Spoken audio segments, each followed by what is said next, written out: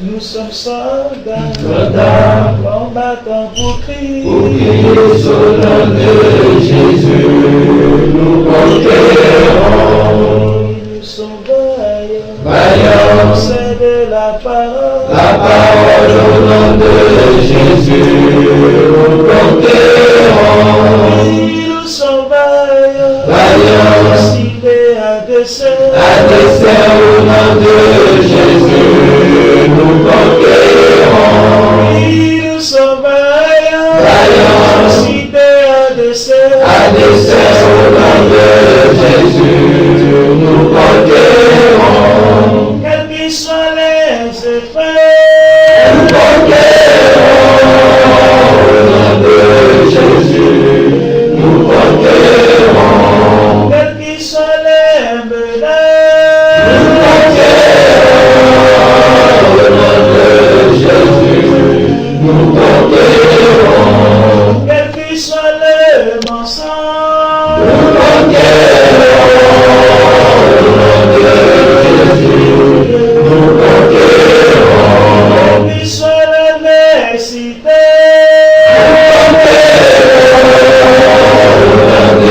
Jésus, nous conquérons. nous sommes vaillants, Vaillants, ciblés à dessein au nom de Jésus, nous conquérons. Nous sommes vaillants, Vaillants, ciblés à dessein au nom de Jésus, nous conquérons. Nous sommes vaillants, Vaillants, c'est de la parole au nom de Jésus, nous conquérons. Nous sommes vaillants, Vaillants, ciblés à dessein au nom de Jésus, nous conquérons. quels qu'ils soient les mensonges,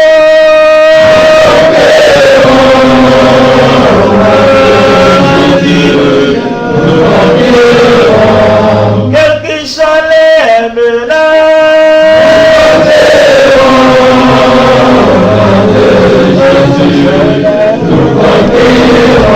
quelle qu'ils soient l'adversité,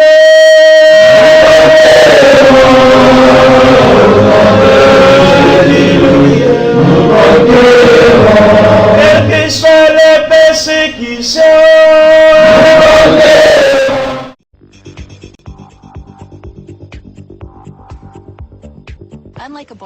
Aujourd'hui, votre canette de soda et la mienne ont le même code barre. Avec les étiquettes RFID, chaque canette aura son numéro individuel et unique. Pas un objet sur Terre n'aura le même numéro. Quand j'achète une paire de chaussures, on peut savoir que l'article 308-247 correspond à la chaussure droite de Catherine Albrecht, car elle l'a payée avec sa carte de crédit à telle date et à tel endroit. Dans l'avenir, je pourrais être pisté. Si l'un des lecteurs d'identification RFID lit ce numéro, on verra qu'il correspond à ma chaussure droite qui se trouvait à tel ou tel endroit. On saura ainsi qu'il y a de fortes chances que je portais bien cette chaussure à cet instant T.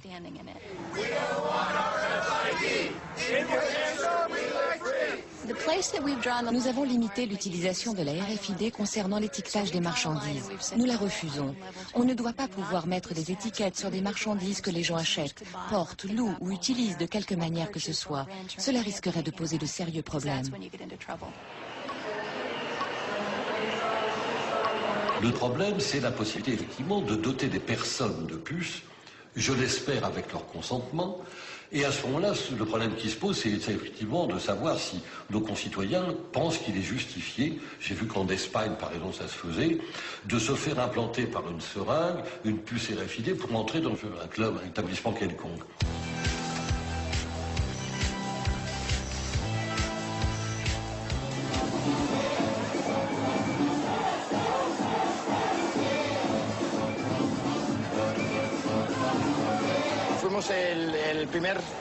Nous sommes les premiers au monde à avoir utilisé la puce comme moyen d'accès à une zone VIP et comme moyen de paiement aussi.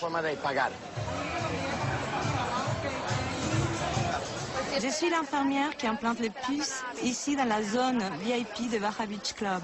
J'ai implanté un peu plus de 90 personnes.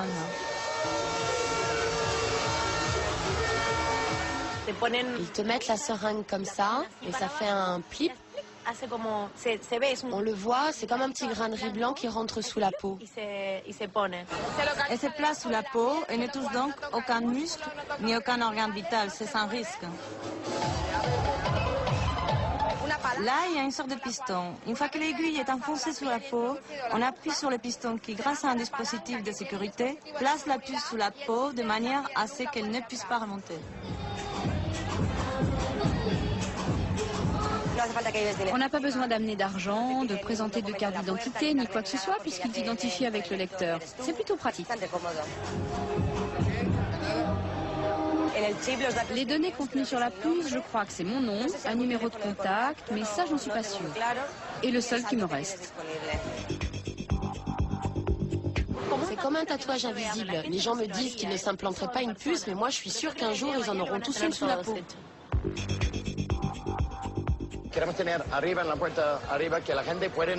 Nous allons bientôt installer un lecteur de puces devant la porte d'entrée du club pour que les clients puissent entrer et sortir tout seuls, comme s'ils étaient chez eux, sans avoir besoin de passer à chaque fois devant un portier. C'est une façon très VIP de rentrer en boîte, sans avoir besoin de parler à personne. Je suis arrivé ce matin pour me faire enlever une puce électronique que je me suis fait implanter dans le bras. Quand je me la suis fait implanter, c'était à minuit, il y avait de la musique, j'avais un verre de caipirinha à la main. Ça fait partie des interventions un peu casse-pied, je dirais plutôt. Mais c'était pas sous la peau du tout, hein, contrairement à ce qu'on pouvait croire. En fait, c'était absolument pas sous la peau, c'était dans le muscle. L'infirmière du Barra Beach Club qui m'a implanté la puce me disait que c'était entre la peau et le muscle. Il s'est avéré qu'apparemment, elle était beaucoup plus profonde et qu'elle était dans le muscle.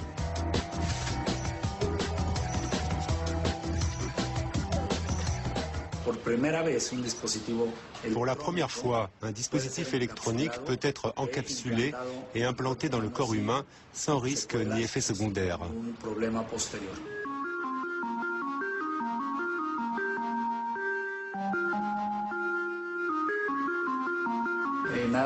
Rien qu'à Mexico, on dénombre 1 millier de personnes implantées, principalement pour des raisons médicales.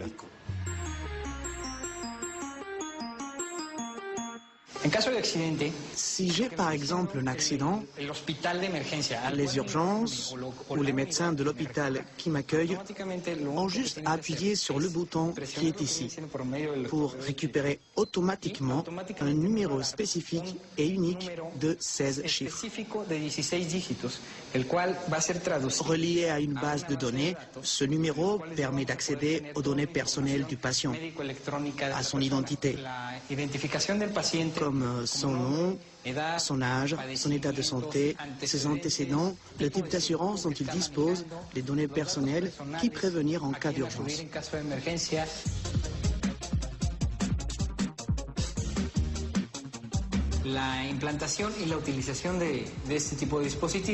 Les implants et l'utilisation de ce dispositif existent depuis 2004.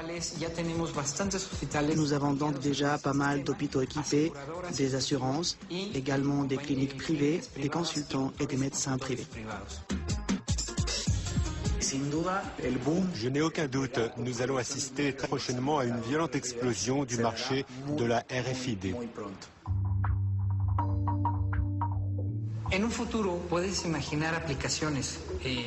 Dans le futur, et je parle d'un futur très proche, on peut imaginer des applications avec des puces qui contiendront toutes tes informations personnelles, ton passeport. À Mexico, par exemple, où nous travaillons avec l'Institut fédéral électoral, la puce pourra servir à la fois de carte de lecteur, de carte de crédit.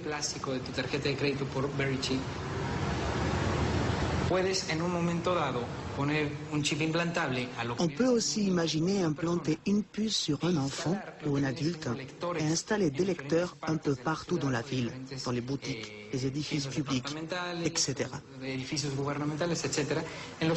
Au moment où la personne implantée passera à proximité d'un de ces lecteurs, le dispositif détectera automatiquement sa présence, lui transmettra l'information à une base de données qui permettra de localiser la personne en temps réel.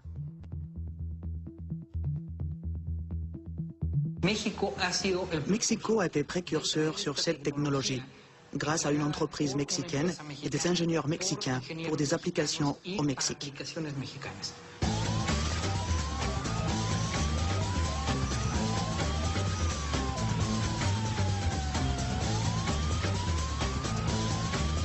Pour localiser les membres de la famille qui pourraient être éventuellement victimes d'enlèvement.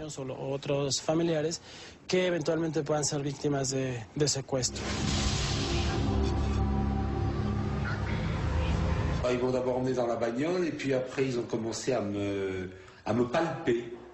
Alors je dis pourquoi tu me palpes? Oh ben on veut savoir si tu n'as pas un appareil où on puisse te détecter de n'importe où par satellite. Ici même à Mexico, les entreprises qui investissent dans ce type de puces implantables les offrent carrément, gratuitement. Et nous savons que les gens qui ont peur d'être victimes d'enlèvement, ceux que nous appelons les séquestrables, utilisent déjà la puce implantable.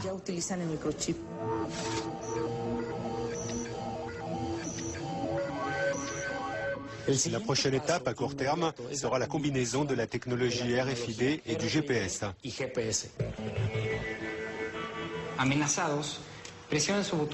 Si vous êtes menacé, vous appuyez sur le bouton d'urgence de cet appareil de localisation qui n'est autre qu'un objet du quotidien.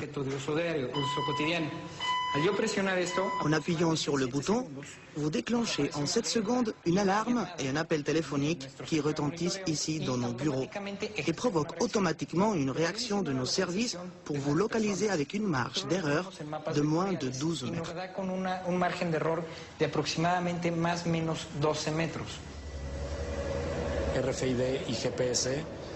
Le RFID et le GPS sont deux technologies qui ont déjà commencé à converger. À moyen terme, il y aura beaucoup plus de produits qui combineront ces deux technologies.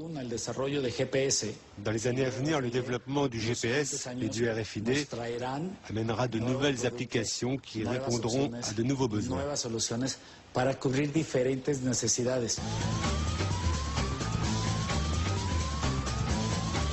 Le plus probable, c'est que dans un futur très proche, on puisse implanter dans le corps humain une puce RFID équipée d'un GPS.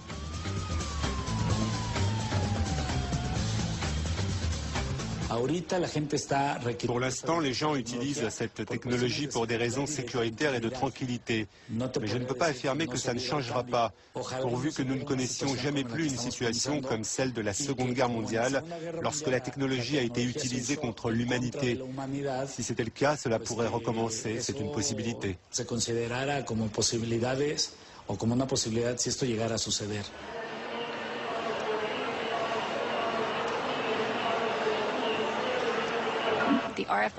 Quand les spécialistes de la RFID, de la vente ou ceux qui travaillent dans le domaine de la surveillance parlent du futur, ils parlent d'un monde dans lequel à chaque fois que vous franchirez une porte, que vous vous promènerez dans un parc ou que vous vous baladerez dans la rue, un ordinateur quelque part vous regardera. Il enregistrera chacun de vos mouvements et conservera des informations sur tout ce que vous portez et utilisez, jusqu'au point de connaître la taille et la couleur de vos sous-vêtements. Cette vision du futur que les partisans de la RFID nous imaginent me paraît effrayante. Dans ce futur, il n'y aura plus de confidentialité. Nos enfants grandiront sans même savoir ce qu'était l'intimité. Malheureusement, quand vous autorisez ce type de surveillance, alors ceux qui collectent l'information ont le pouvoir. En fin de compte, cela permet aux sociétés les plus influentes et aux gouvernements de pouvoir en abuser et de l'utiliser contre la population.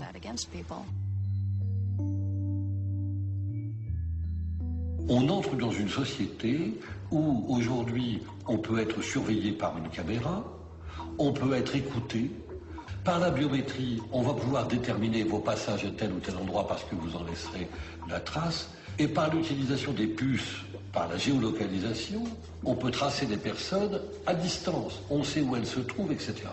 Pris isolément, chacune de ces technologies est probablement maîtrisable. Mais personne ne sait dans quel type de civilisation nous nous retrouverons dans 10 ou 15 ans, lorsque tous ces systèmes-là se seront mis en marche, se conjugueront, se combinant. D'autant plus qu'il faudrait ajouter à cela toutes les législations nouvelles en matière de sécurité, de lutte contre la criminalité, le terrorisme, qui chacune mettent en place des usages nouveaux de ces technologies, qu'il faudrait donc aussi envisager en même temps que les technologies elles-mêmes. Donc la difficulté, elle est là. Quel type de société ça nous donne dans quelques années ?